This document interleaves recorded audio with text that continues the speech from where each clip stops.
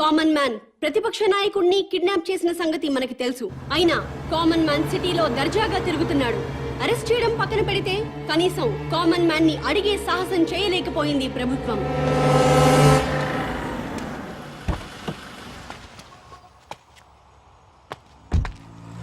నమస్తే సార్. నమస్తే. నేను గవర్నర్ గారి పిఏనండి. గవర్నర్ గారు మీతో మాట్లాడుతూ ఉన్నారు. హలో సార్, ఒక్క నిమిషం మాట్లాడండి సార్. హలో బాబు, నువ్వు చేసే పనులన్నీ అభినందించదగ్గవే. కానీ మంత్రుల్ని కొట్టడాలు, ప్రతిపక్ష నాయకుడిని కిడ్నాప్ చేయటం చట్టవ్యతిరేక చర్య. అలా కాకుండా సొసైటీ కోసం ఏం చేయదలుచుకున్నావో, ఎందుకు చేస్తున్నావో నాకు చెప్పు. నేను నీకు సహాయం చేస్తాను. మీరు నిజాయితీ పరులు సార్. తప్పకుండా మీ మాట వింటాను. మీతో పాటు ప్రజా ప్రతినిధులందరినీ సమావేశపరచండి.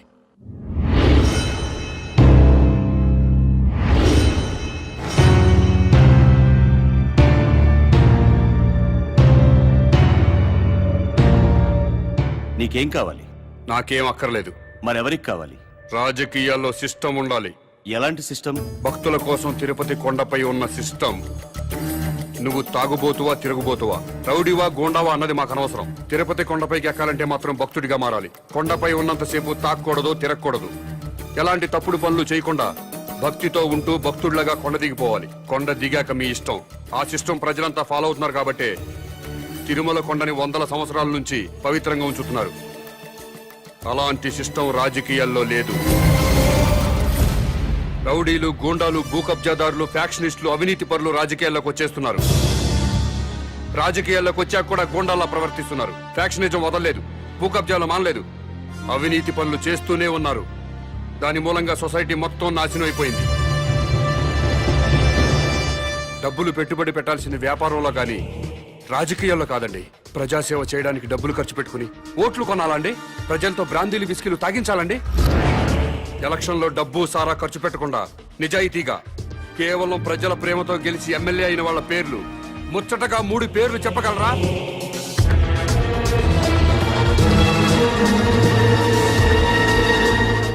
పది కోట్లు ఖర్చు పెట్టి ఎలక్షన్లో గెలుస్తున్నాడంటే రేపు 100 కోట్లు సంపాదించుకోవచ్చన్న వ్యాపార సూత్రం తప్పితే ప్రజాసేవ చేయడానికి కాదు. అందుకే రాజకీయాల్లో సిస్టమ్ ఉండాలి.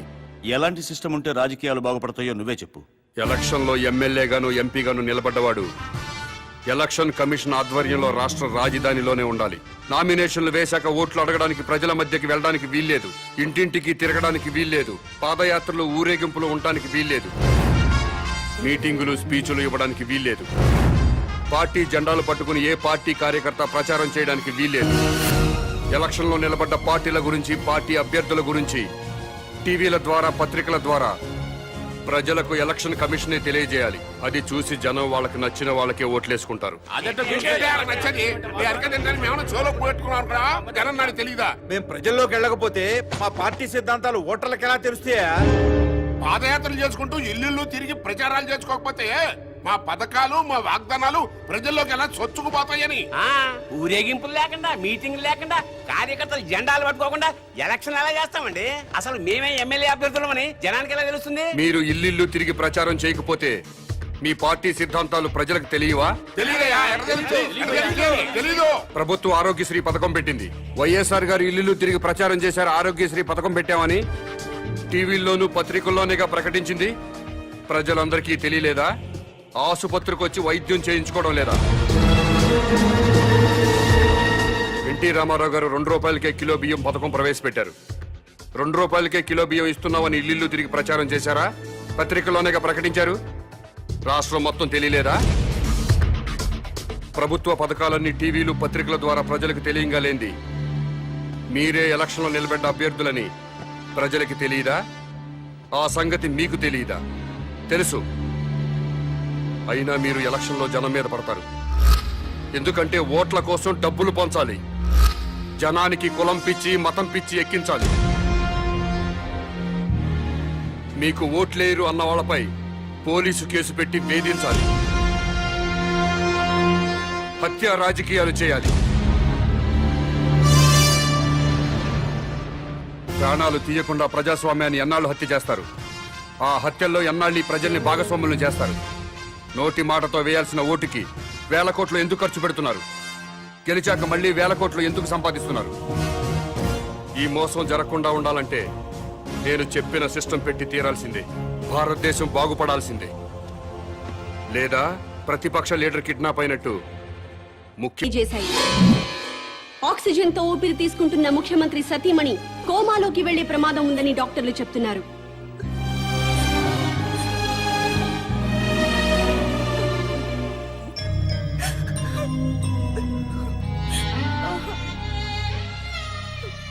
ఆశయం గొప్పదే, అమ్మా గొప్పదే. మాట్లాడు. ఎవరో హలో డాడీ. అమ్మా విజయ. మమ్మీని చూడాలనుంది డాడీ. నన్నెవరూ కిడ్నాప్ చేయలేదు డాడీ. కామన్ మ్యాన్ నా ఫ్రెండే. కామన్ మ్యాన్ అసలు పేరు మహేష్ డాడీ. తన కాలేజ్ లెక్చరర్. అతని భార్య నా ఫ్రెండ్ డాడీ.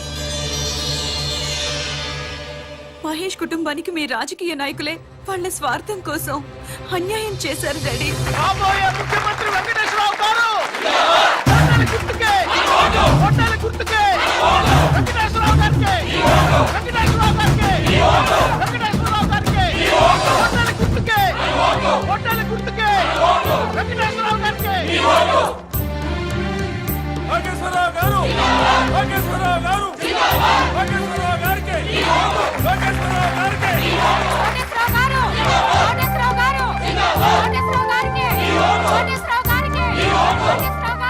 మీ ఓటు ఎవరికండి? మేము ఎవరికి ఓటేయమండి. అదేంటండి? ఎవడొచ్చినా ఏం మిగుతాడండి? ఈ ఎలక్షన్స్ 3 రోజుల ముందు తిరుపతి వెళ్తాం. ఈ ఎలక్షన్స్ అయ్యేంత వరకు అక్కడే ఉండి తిరిగి వచ్చాక సీఎం ఎవరెవరో టీవీలో చూస్తాం. ఆకలిస్తే భోజనం చేసి పడుకుంటాం. మీ అందరికీ తెలిసిన విషయమే. నేను ఈ ఎలక్షన్ లో ఎమ్మెల్యేగా నిలబడుతున్నా. కానీ మా పార్టీలోనే కొంతమంది అసమ్మతి గ్రూపుగా చేరి నా మీద దుష్ప్రచారం చేస్తున్నారు, నన్ను ఓడించాలి అని. ఏమండే, మీరందరూ నాకు అమ్మలు, అక్కలు, నాన్నలు, బావలు, తమ్ముళ్ళు ఎంతమంది ఉన్నారు. మీ అందరి ఆశీర్వాదం నాకు ఉండగా నేను ఎక్కడ ఓడిపోతానండి? గెలుస్తున్నా, ఎమ్మెల్యే అవుతున్నా, ముఖ్యమంత్రి అవుతున్నా. ఎవరు ఎన్ని కబుర్లు చెప్పినా ఎవడి కులాన్ని వాడు పోగొట్టుకోడు. నేను మీ అందరికీ చెప్పేది ఏంటంటే, ఇన్నాళ్లకి మన కులానికి ఒక అవకాశం వచ్చింది. మీ కులం వాడిని నేను నిలబడ్డాను. మీరంతా ఒక కట్టుబాటులో ఉండి ఒక మాట మీద నిలబడి మన కులం వాళ్ళందరినీ ఓట్లేసి గెలిపిస్తే మనోడు ముఖ్యమంత్రి అవుతాడు. దయచేసి ఆలోచించండి. మీ ఓటు ఈయనకేనండి? అవునండి, నాదండి, మా చెల్లిదండి, మా ఆవిడదండి, హోల్ ఫ్యామిలీ అంతా ఆయనకేనండి. మంచోడండి? మా క్యాస్టోడండి. మీ క్యాస్టోడని ఓటేస్తావా, మంచోడని ఓటేస్తావా? మంచోడో, చెడ్డోడో, దొంగోడో, బెవర్సోడో, బిలిపిత్రోడు మాకెందుకండి అవన్నీ? ఆడు మా క్యాస్టోడు, మేము ఆడికే ఓటేస్తాం. నన్ను ఎమ్మెల్యేగా గెలిపించారంటే మీరు బ్యాంకులో తీసుకున్న రుణాలే కొట్టచ్చు. లైఫ్ లో కరెంట్ బిల్లు కట్టక్కర్లేదు, వాటర్ బిల్లు కట్టక్కర్లేదు, బస్ ఎక్కినా, రైలు ఎక్కినా, ఆఖరికి విమానం ఎక్కినా టికెట్ కొనక్కర్లేదు. ఏ షాపింగ్ వెళ్ళి షాపింగ్ చేసినా సరే బిల్లు కట్టక్కర్లేదు. ఆల్ ఫ్రీ అన్నమాట. ఆల్ ఫ్రీ కావాలంటే నాకు కోటేశ్వరరావుకే మీ ఓటేయండి, నాకే మీ ఓటేయండి, నన్నే గెలిపించండి. చప్పట్లు కొడుతున్నాను కదా అని ఆయనకి ఓటేస్తాను అనుకుంటున్నారా? మరి ఎవరికేస్తారు? ఎవరికైనా వేయాలంటే ఓటు ఉండాలి కదా. అదేంటి, మీకు ఓట్లేదా? రాయించుకుంటేనే కదా ఓటు ఉండడానికి. అదేంటండి? ఎలక్షన్ టైం వస్తే చాలు ప్రతి ఓడు ఇంటికి రావడం, తలుపులు కొట్టడం, దండాలు పెట్టడం, మాకే ఓటేయండి అని అడగడం, ఆ తర్వాత మేము క్యూలో నిల్చోవడం, ఓటేయడం, ఇవన్నీ మాకు ఎందుకండి? ఎలక్షన్ రోజు హ్యాపీగా సెలవిస్తారు కాబట్టి ఇంట్లో హాయిగా పడుకోవచ్చు. మాకు ఓటు లేదు కాబట్టి ఎవరు మమ్మల్ని వచ్చి డిస్టర్బ్ చేయరు.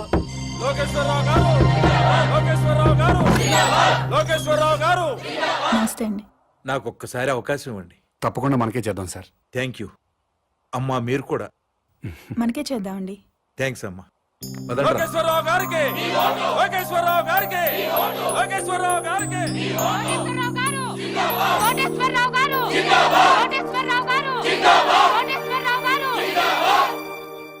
నాకు ఒక్క అవకాశం ఇవ్వండి సార్, ప్లీజ్.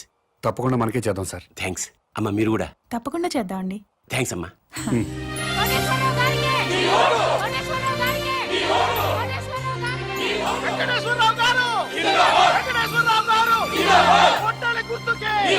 నమస్కారం అండి.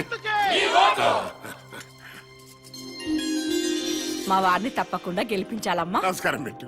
నమస్కారం అండి. నమస్కారం. నమస్కారం అమ్మా. నమస్కారం. బాబ్ ఈ ఒక్కసారికి నాకు ఓటేశారనుకోండి, నేను ముఖ్యమంత్రిని అయిపోతా. అయ్యో, తప్పకుండా మనకే చేద్దాం సార్. అమ్మ మీరు కూడా ఈ ఒక్కసారికి నాకు ఓటేసేయండి. తప్పకుండా చేద్దామండి. అలాగే ఆడవాళ్ళు మాటిస్తే ఖాయమైపోయినట్టే. మనకే చేద్దామండి. అరే నోర్మిండే పొద్దున్న లోకేశ్వరరావు వచ్చి అడిగితే మీకే ఓటేస్తాము అన్నారు. మధ్యాహ్నం కోటేశ్వరరావు వచ్చి అడిగితే మీకే ఓటేస్తాము అన్నారు. ఇప్పుడు మేము వచ్చి అడిగితే అయ్యా మీకే వేస్తామండి అంటారు. ఇంత డైరెక్ట్ గా అబద్ధాలు ఆడేస్తారండి మీరు.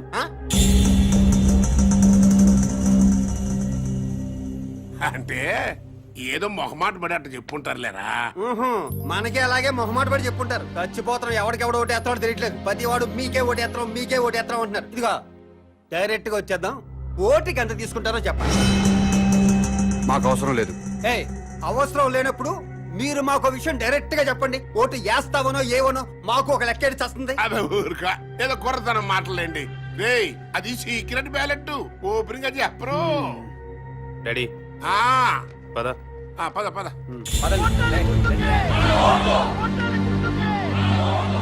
డాడీ ఈ పాదయాత్రలు బెగ్గింగ్లు వేస్ట్ డాడీ. 50,000 ఓట్లు సాలిడ్ గా కొనేద్దాం.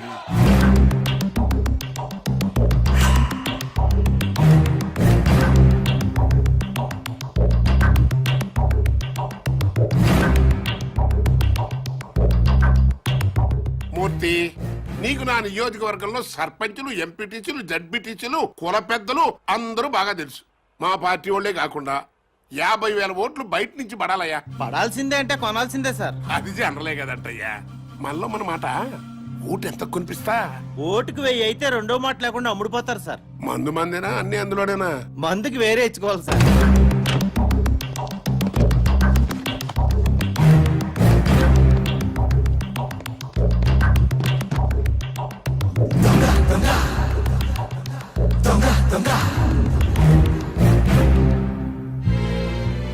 ఓటుకు 1000 చొప్పున 50,000 ఓట్లు 5 కోట్లు. మందుకి 75 లక్షలు. అవిగో పెద్ద సూట్ కేసు ఓట్లకి చిన్న సూట్ కేసు మందుకి. మీరు గెలిచిపోయారు సార్. చెప్పు ఓటుకి ఎంత ఇచ్చాడు? ఓటుకు 1000 చొప్పున 50,000 ఓట్లు 5 కోట్లు. మందుకి 75 లక్షలు. వెంకటేశ్వరరావు ఓటుకి 1000 రూపాయలు ఇచ్చాడు. నేను 1,500 ఇస్తా. అతను మందుకి 75 లక్షలు ఇచ్చాడు. నేను 1,50,000 ఇస్తా. అంటే టోటల్ గా 50,000 ఓట్లకి 9 కోట్లు. లెక్క చూసుకో. వాడెంత పంచాడు వీడెంత పంచాడు? ఓటుకు 1000 చొప్పున 50,000 ఓట్లు 5 కోట్లు. మందుకి 75 లక్షలు. వెంకటేశ్వరరావు ఓటుకి 1000 రూపాయలు ఇచ్చాడు. నేను 1,500 ఇస్తా. అతను మందుకి 75 లక్షలు ఇచ్చాడు. నేను 1,50,000 ఇస్తా. ఓటుకి 2,000, 50,000 ఓట్లకి 10 కోట్లు, మందుకి 3 కోట్లు. తీసుకో. ముఖ్యమంత్రి వెంకటేశ్వరరావు గారు కాబోయే ముఖ్యమంత్రి వెంకటేశ్వరరావు గారు కాబోయే ముఖ్యమంత్రి. ఆ యదవ మూర్తిగాడు మనల్ని మోసం చేశాడు. మనకి 50,000 ఓట్లు వేస్తాను మన దగ్గర నుంచి 5,75,00,000 తీసుకున్నాడు. అవును. మా ఓట్లన్నీ మీకే ఇస్తావు. నా కోటేశ్వరరావు దగ్గర నుంచి కూడా డబ్బులు తీసేసుకున్నాడు ఈ మూర్తిగాడు. అట్టట కుదురుద్రా. నన్ను అడుగుతావేంటి? ఆ అడుగు.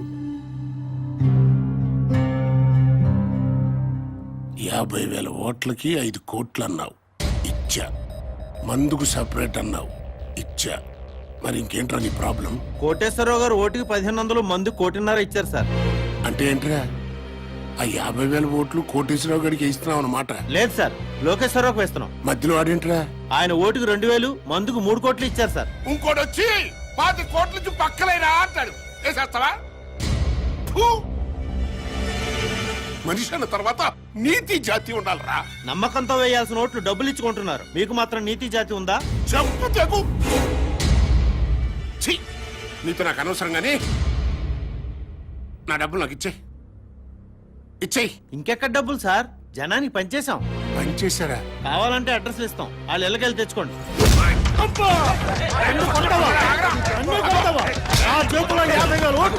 నన్ను కాదు మీరు ఎలా గెలిచారు?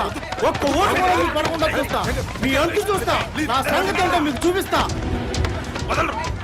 నా మీడియాలో సురు.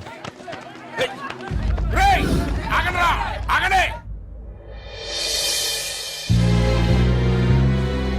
మీడియా వాళ్ళు వస్తున్నారు రా. అసలు ఎలక్షన్ టైము. కొట్టక్కర్లేదురా. చెయ్యి ఎత్తితే చాలు కొట్టారు కొట్టారు కొట్టారు కొట్టారని 90 సార్లు అన్ని ఛానల్తో చూపిస్తారు. రండి. నన్ను ఓడించడానికి మన పార్టీ వాళ్ళు అపోజిషన్ పార్టీ వాళ్ళు ఒక్కటైపోయారా. అప్పుడు నేను ఓడిపోవటం ఖాయం. అందుకే ఎలాగైనా ఎలక్షన్ ఆపాలరా. ఆపాలంటే ఓటర్స్ లో కనీసం 500 మంది సావాలి. ఆ మాత్రం ప్రజల్ని త్యాగం చేస్తే తప్ప మనకి న్యాయం జరగదు. ఇది అన్నా, నా మాటిను, నీ పనిలో నువ్వు ఉండు, నేను శంకరం మా పనిలో మేము ఉంటాం, సరేనా?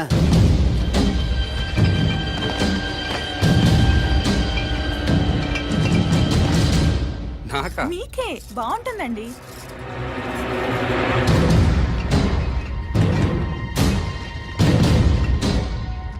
అన్నా చెప్పు తమ్ముడు. అన్ని బస్తీలకు మందు పంపిస్తున్నాం. నిజం మందు అనుకుని మన కార్యకర్తలందరూ తాగుతారేమో. ఇది కల్తీ మందు. ప్రజలు మాత్రమే తాగాలి.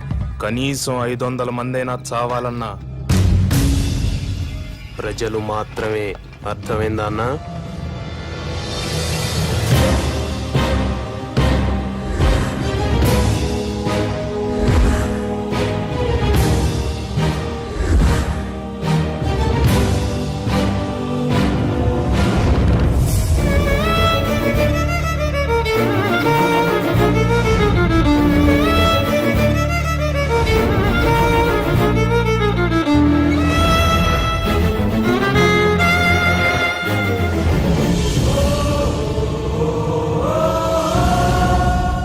కల్తీ సారా తాగి 500 మందికి పైగా మరణించారు.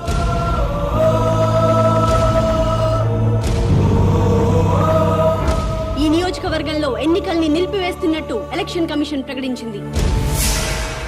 వెంకటేశ్వరరావుని పాలిటిక్స్ నుంచి బహిష్కరించాలి. రాజకీయ సన్యాసం చేయించాలి. ఇంతమంది ప్రజలు చావడానికి కారణం వెంకటేశ్వరరావే. వెంకటేశ్వరరావుని వెంటనే అరెస్ట్ చేయాలి. ఎలక్షన్ తర్వాత ఓటర్లకి మందు పోయిస్తారు. నేను ఒక్కనేనా? అన్ని పార్టీల వాళ్ళు పోయిస్తున్నారు. కాకపోతే కోట్రా, ఆఫా, ఫుల్లా అంతే తేడా. మరి అలాంటప్పుడు నేను దాగించిన మందు దాగే జనం మరణించారు అంటానికి ప్రూఫ్ ఏమనుందా? ఎస్, మాకు కావాల్సింది ప్రత్యక్ష సాక్ష్యం. చూసిన వారు ఎవరైనా ఉంటే డైరెక్ట్ గా పోలీస్ స్టేషన్ కి వచ్చి రిపోర్ట్ ఇవ్వండి. తప్పకుండా యాక్షన్ తీసుకుంటాం.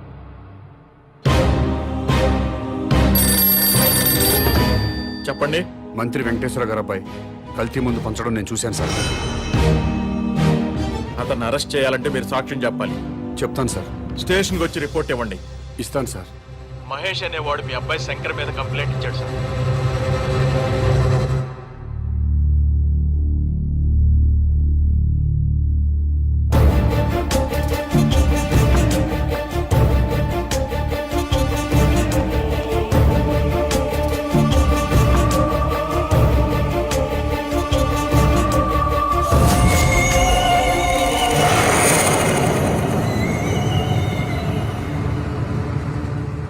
ఇతని మీద కదా మీరు కంప్లైంట్ ఇచ్చింది? అవును సార్. ఇతను తీసుకెళ్లి సెల్లో పడేయండి.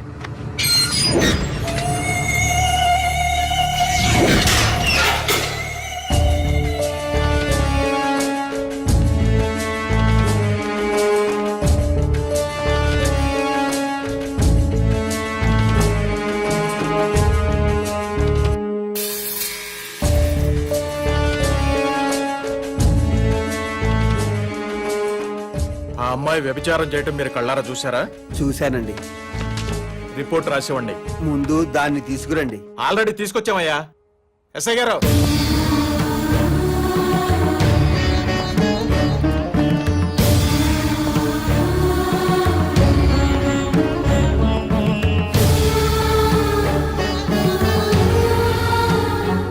ఈ అమ్మాయేనా?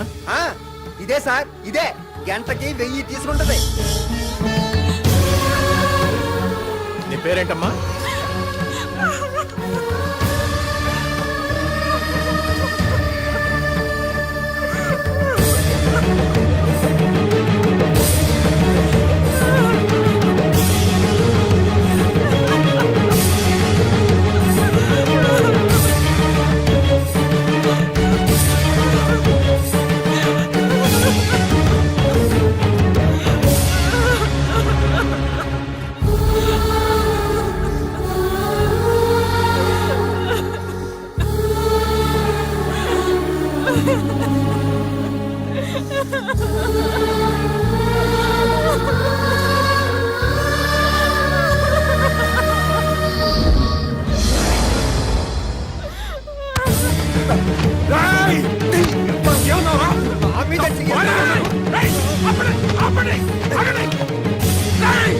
నా భార్య సార్, నా భార్య సరితను నీ పెళ్ళానికి ఏంటి వ్యభిచారం చేయకూడదని రూల్ ఉందా?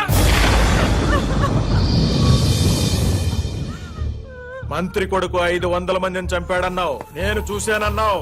నీ మాట విని మంత్రి కొడుకుని అరెస్ట్ చేశానా లేదా, సెల్లో పెట్టానా లేదా? అలాగే ఇతను నీ పెళ్ళం వ్యభిచారం చేస్తుందని చెప్పాడు, నేను చూసా అన్నాడు, కంప్లైంట్ ఇచ్చాడు. ఈయన మాట విని నీ పెళ్ళాన్ని అరెస్ట్ చేశాను, స్టేషన్ తీసుకొచ్చాను. తప్ప? మంత్రి కొడుకుని ఇంట్రాగేట్ చేస్తాం, నీ పెళ్ళాన్ని ఇంట్రాగేట్ చేస్తాం. అప్పుడు తెలుస్తుంది దొంగెవరో దొరెవరో. ఎస్ఐ గారు,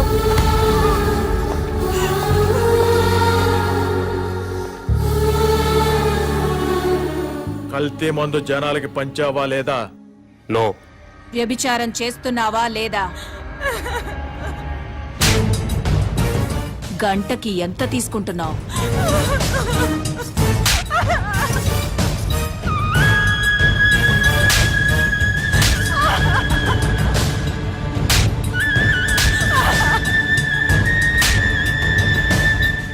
నన్నెంత బాగా కొడితే అమ్మాయినంత బాగా కొట్టొచ్చు.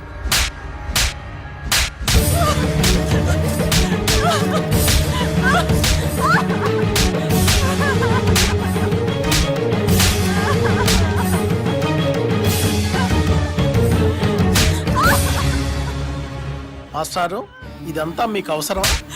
వాళ్ళు పొలిటికల్ గా ఏమైనా చేసుకుంటారు, నీ జోలికి రాలేదు కదా. అయ్యిందేదో అయిపోయింది. మంత్రి కొడుకు మీద పొరపాటున కేసు పెట్టానని వెనక్కి తీసుకో. శివాజీ కూడా విత్డ్రా చేసుకుంటాడు. లేకపోతే కాసేపట్లో కెమెరాతో టీవీ వాళ్ళు వస్తారు, ఆ తర్వాత 10 మంది కుర్రాళ్ళు వస్తారు. నీ పెళ్ళాన్ని గంటకు 1000 రూపాయల లెక్కన బుక్ చేసుకున్నామని చెప్తారు. పాలిటిక్స్ లో ఏమైనా జరుగుతుంది. నేను మీ ఏరియా కార్పొరేటర్ని కాబట్టి నీ మంచి కోరి వచ్చా. నువ్వు నా మాట వింటానంటే సిఐ గారితో మాట్లాడతా. మాట్లాడమంటావా? సిఐ గారు, సిఐ గారు, ఎవరో కుర్రాన్ని వెనక నుంచి చూసి మంత్రి గారి అబ్బాయిని పొరపాటు పడ్డాడు, కేసు వెనక్కి తీసుకుంటాడు.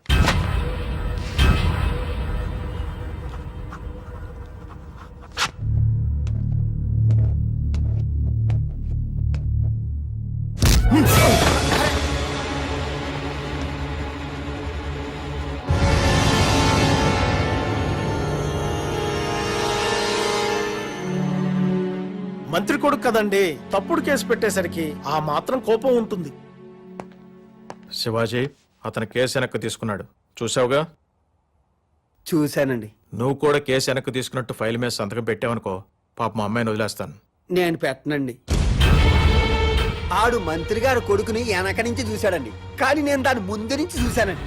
ఆడు పొరపడ్డాడేమో గాని నేను పొరపడలేదండి. నాయి డేగ కళ్ళండి. అది పెద్ద బజార్ దండి. 1000 రూపాయలు ఇస్తే గంటల గంటలు చొప్పున తిరిగద్ది. సారీ ఇన్స్పెక్టర్ గారు, నేను కేసు వాపస్ తీసుకోనండి.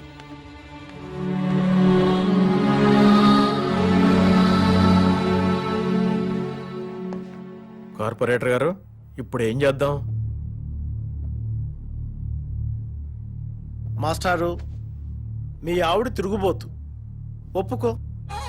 ఒప్పుకొని సంతకం పెట్టావనుకో, నేను పూచీకత్తు ఉంటాను. ఇట్నుంచిటే ఇంటికి తీసుకెళ్లిపోవచ్చు. పోలీసు రికార్డుల్లో మాత్రమే ఉంటుంది. నువ్వు ఒప్పుకోలేదనుకో, మీ ఆవిడ్ని కోర్టుకు తీసుకెళ్తారు, ఆ తర్వాత జైలుకు తీసుకెళ్తారు. పత్రికల నిండా, టీవీల నిండా మీ ఆవిడ భాగవతమే ఉంటుంది. ఏం చేద్దాం?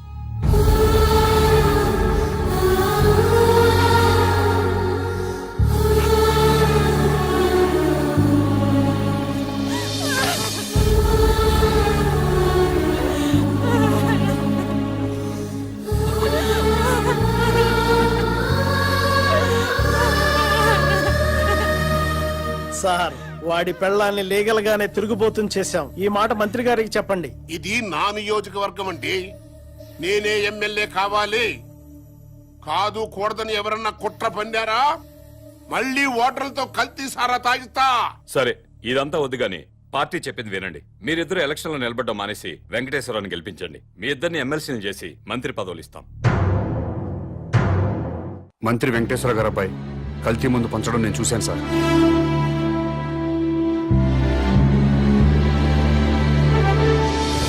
ఆ మహేష్ అనేవాడికి ఆడి పెళ్ళానికి ఓటు హక్కు లేకుండా చేయండి.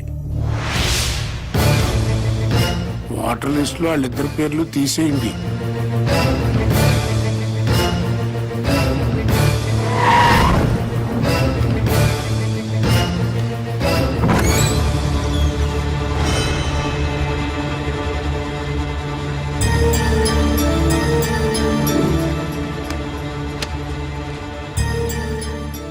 ఆవిడ గంటకు 1000 తీసుకుంటాం. 6 వచ్చాం, ఒక్కొక్కడు 5 గంటలు, మొత్తం 30 గంటలు, 30,000. నువ్వేంట్రా డబ్బులు అలా నిలిపేస్తున్నావు?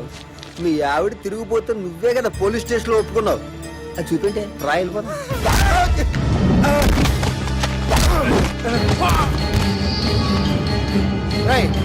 దాన్ని తీసుకొచ్చి బండిలో పడండి. ఏం చేస్తాడో చూద్దాం. వెళ్ళే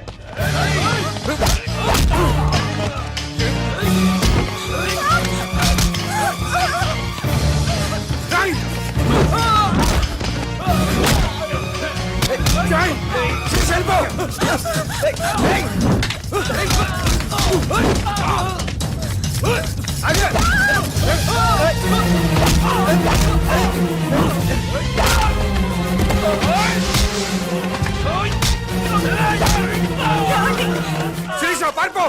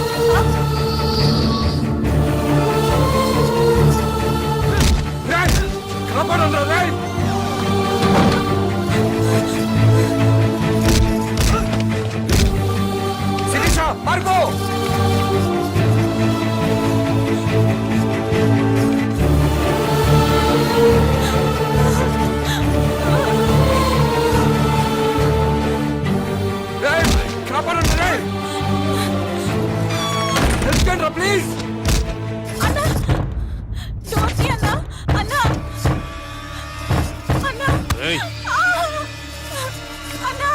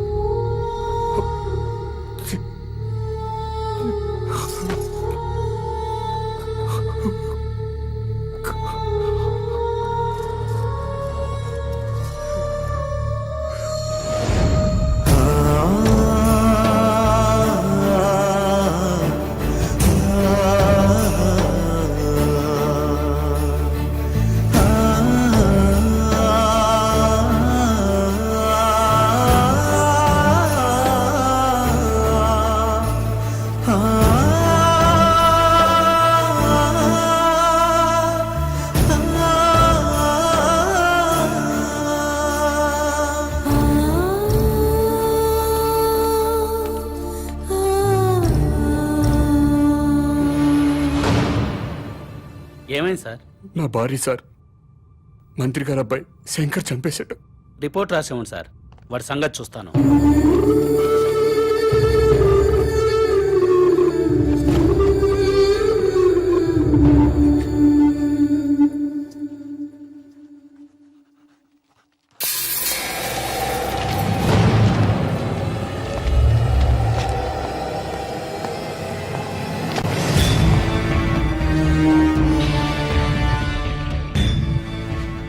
ఏం జరిగింది? ఇతని వైఫ్ సార్, మినిస్టర్ గారు అబ్బాయి మర్డర్ చేశాడు.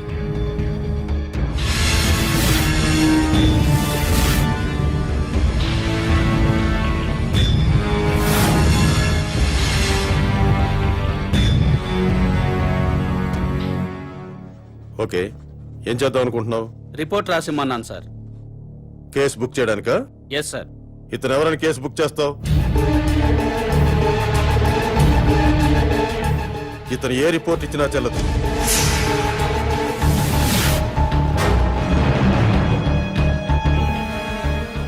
మనం ఏ కేసు బుక్ చేసినా మంత్రి గారు అబ్బాయిని అరెస్ట్ చేయలేం. కాబట్టి ఇతను ఇచ్చే రిపోర్ట్ తీసుకోవద్దు.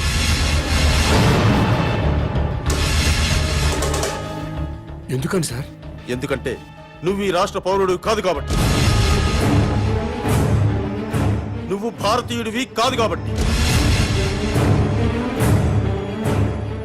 అసలు నువ్వు ఎక్కడ పుట్టావో, ఏ దేశస్తుడివో, ఇండియా ఎందుకు వచ్చావో సాక్ష్యాలు లేకుండా కేసు ఎలా బుక్ చేయమంటావు? చెయ్యవు. నేను ఎక్కడో పుట్టడం ఏంటి సార్? వేరే ఏ దేశంలోనూ పుడితే నేను తెలుగు ఎలా మాట్లాడతాను సార్? తెలుగు మాట్లాడితే ఆంధ్ర వాడైపోతావా? రాయలసీమ వాడైపోతావా? తెలంగాణ వాడైపోతావా? నా కొడుకు ఇంగ్లీష్ మీడియంలో చదువుతున్నాడు, ఇంగ్లీషే మాట్లాడతాడు. అయితే వాడు ఇంగ్లీష్ వాడైపోతాడా? అవ్వాడు. నువ్వు అంతే. డ్రామా ఆపండి సార్, డ్రామా ఆపండి. అసలు నేను భారతీయుడిని కాదంటానికి మీ దగ్గర ఉన్న ప్రూఫ్ ఏంటి? నేను ఈ రాష్ట్ర పౌరుడిని కాదంటానికి మీ దగ్గర ఉన్న ఆధారాలు ఏంటి సార్? చెప్పండి సార్, ఆధారాలు ఏంటి?